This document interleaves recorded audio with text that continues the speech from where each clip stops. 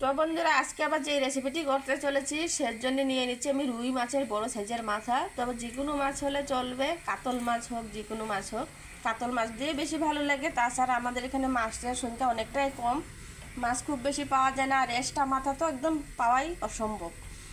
তো মাছের মাথা দিয়ে মুড়িঘণ্ট একদম বিয়াবাড়ি স্টাইলে বানাবো। আর এটা যেন খালি খাওয়া যায়, ভাতের সঙ্গেও খায় অনেকে, তো ভাত ছাড়া আমরা এমনি খাবো, একটু মিঠা মিঠা বানাবো। তো তার জন্য মাছ, কালকে একটা মাছ 1.5 কেজি সাইজের মাছ আনা হয়েছিল, সেটার মাথাটা রেখে দিয়েছিলাম, আর মাথাটা সাতলিয়ে রেখে দিয়েছিলাম, আজকে বানাচ্ছি। তো এখন মাথাগুলো নিয়ে নিচ্ছি আমি বানানোর জন্য। আর কি কি লাগবে আমার মুড়িঘণ্ট বানানোর জন্য সেটাও বলে দেব। মিক্সিতে পেস্ট করে নিচ্ছি 4 থেকে 5টার মতন কাঁচা লঙ্কা, 2-3 টুকরো আদা ফালা পেঁয়াজ, সেটাকে একটু পেস্ট করে নিচ্ছি। এখানে নিয়ে নিচ্ছি কিছুটা গ্রিন মটর, এখানে নিয়েছি গোবিন্দভোগ চাউল আধা বাটির মতো নিয়েছি। এখানে ছোটো ছোটো টুকরো করে 3টে আলু কেটে নিয়েছি। নিয়ে নিচ্ছি চিনে বাদাম বলে এটাকে, তো সেই বাদামটাই নিয়ে নিচ্ছি, লোকাল বাদামটা। আর এইখানে নিয়ে নিচ্ছি তেজপাতা আর শুকনো লঙ্কা। এ দিয়ে হয়ে যাবে আজকে আমার মুড়িঘণ্ট রেসিপি। লাগবে সাথে ঘি। তো সবার প্রথমে আমি যে কাজটি করবো, চাউলটাকে ভেজে নেব।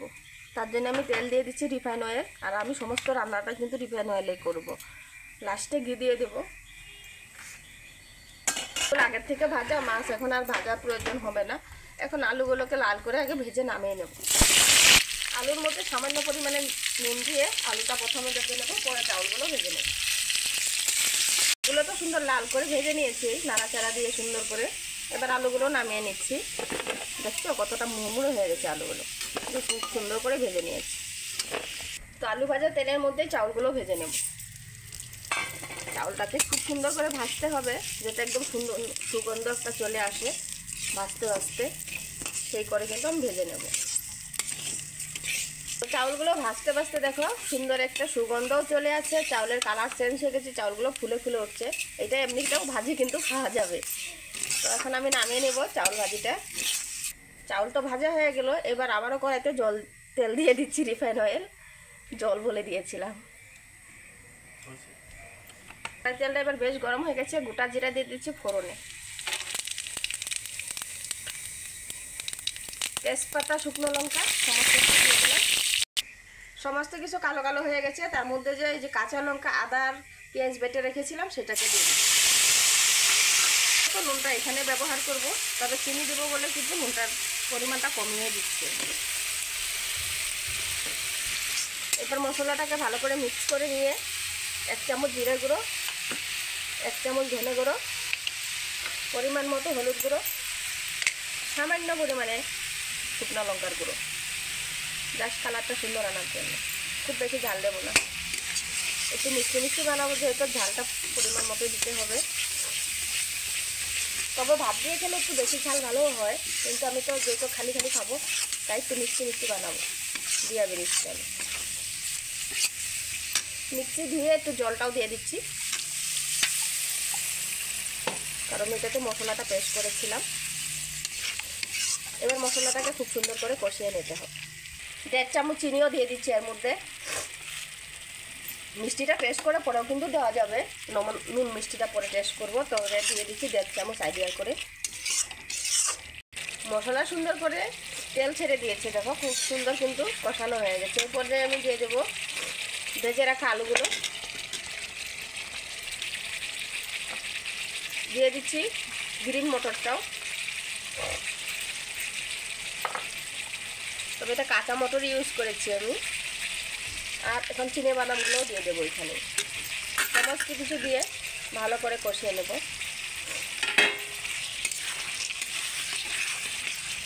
তো এবার সমস্ত ভালো করে কষিয়ে নিয়ে দেখো তেল ছেড়ে দিয়েছে, কোনো রকম জল টল কিন্তু নেই, এখন একদম শুকনো হয়ে গেছে। এখন দিয়ে দেবো যে চাউলটা ভেজে রেখেছিলাম সেই চাউলটা।